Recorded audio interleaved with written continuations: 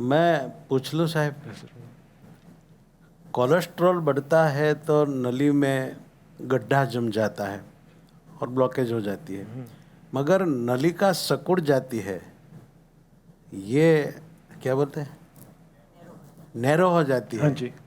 खड्डा पड़ने की बात अलग है, फिर नैरो हो जाने की क्या वजह होती है?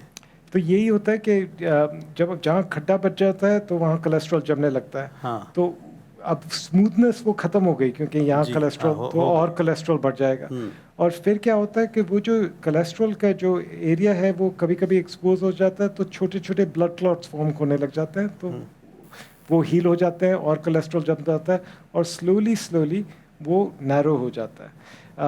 तो ये मैकेनिज्म है प्रोग्रेसिव नैरोइंग का।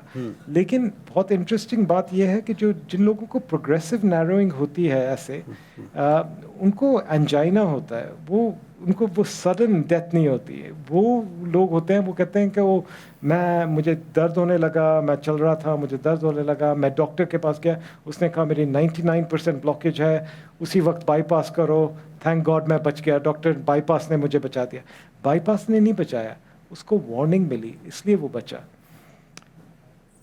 ये जो खड्डे वाली प्रॉब्लम है वो वार्निंग नहीं देती, वो ऐसे ही हो जाती है 1 मिनट में।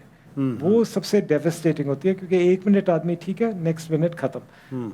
ये जो प्रोग्रेसिव नैरोइंग होती है उसमें ज़्यादातर लोगों को सिर्फ छाती में दर्द होता है, और अगर उसको छोड़ दो टाइम से, तो आदमी अपने आप वो छोटे छोटे बाईपासेस बना लेता है अपने आप। हाँ कुदरत। कोलैटरलाइजेशन। ये परमात्मा की देन है। हाँ बिल्कुल, और इसीलिए वो कहते हैं एक्सरसाइज अच्छी बात है, क्योंकि कोलैटरलाइजेशन को इंकरेज करती है। तो जब वो वेसल ब्लॉक होती है तो इतना डैमेज नहीं होता, क्योंकि वो कोलैटरल फॉर्मेशन हो जाती है।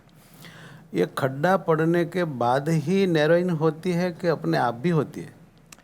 जहाँ तक मेरा एहसास है, खड्डा पड़ता है तो नैरोइंग होती है। कभी कभी नैरोइंग इसलिए भी हो सकती है कि वो जो ब्लड वेसल है वो स्पैज़म में कभी कभी चली जाती है, स्पैज़म हो जाता है, तो वो ब्लड वेसल क्लोज हो जाती है, वो कभी कभी होता है। लेकिन ज़्यादातर जो एथेरोमेटिस डिजीज़ है वो खड्डा पड़ता है, और खड्डे के ऊपर कोलेस्ट्रॉल जमता है, और कईयों में कोलेस्ट्रॉल जमता रहता है टाइम के साथ वो, लेकिन वो सीमेंट जैसा हो जाता है, तो उसके टूटने के चांसेस कम है। तो वो सडननेस नहीं होती, क्योंकि वो जम जाता है अच्छी तरह से। जो फ्रेश होता है, थोड़ा सा कोलेस्ट्रॉल यहाँ जम गया फ्रेश, वो उसके फटने के चांसेस मच हायर हैं, और वो रिस्की है। वो जो सडन हार्ट अटैक होता है, जो आदमी 1 मिनट ठीक है, नेक्स्ट मिनट उसकी मृत्यु हो जाती है। फिर साहब, ये नैरोइन हो जाए तो स्टैंड मुकना ज़रूरी है या बाईपास करना ही ज़रूरी है?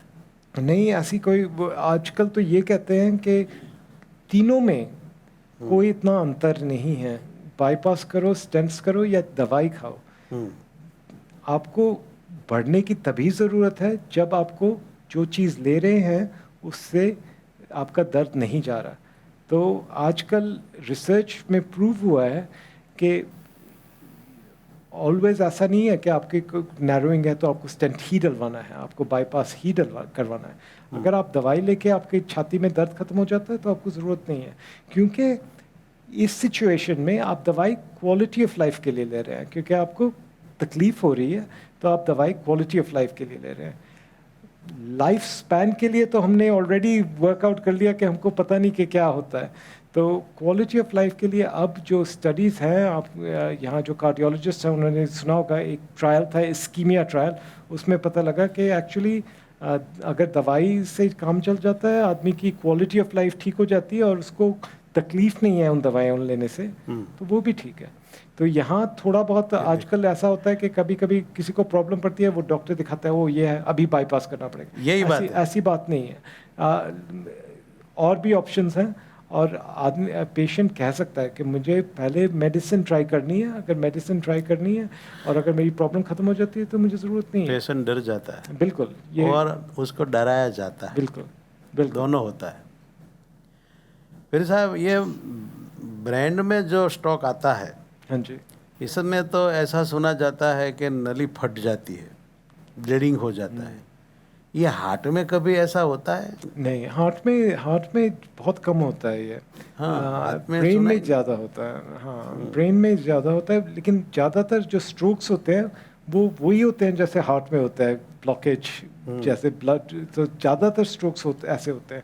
लेकिन ब्लीडिंग भी होती है, पर्टिकुलरली जहाँ जहाँ ब्लड वेसल्स में ये खड्डे पड़ जाते हैं। लेकिन मुझे लगता है कि जो ब्रेन में छोटे छोटे ब्लड वेसल्स का भी इम्पैक्ट पड़ता है यहाँ जो है, क्योंकि ब्रेन इंक्लोज स्पेस है, तो अगर कोई थोड़ा सा भी खून आता है तो वो ब्रेन को कंप्रेस कर देगा, क्योंकि वो ब्रेन के बाहर आ जाता है और ब्रेन स्कल में है तो वो कंप्रेस करता है, तो थोड़ी सी भी ब्लीड का बहुत बड़ा इम्पैक्ट पड़ता है। हार्ट में ऐसी बात नहीं है, क्योंकि हार्ट इज इंक्लोज स्पेस में नहीं है, तो इसलिए आई थिंक हार्ट का हमको ज़्यादा पता नहीं लगता, हम ज़्यादा देखते नहीं है कि ब्लीडिंग हो रही है।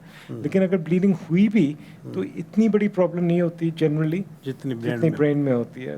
ब्रेन में सचमुच प्रॉब्लम पड़ती है, और दवाइयाँ जैसे एस्प्रिन है, ये सारी दवाइयाँ, इनसे भी इंकरेजमेंट होती है ब्लीडिंग की ब्रेन में। तो अब पूरा करेंगे साहब। बहुत खुशी हुई, बहुत खुशी हुई।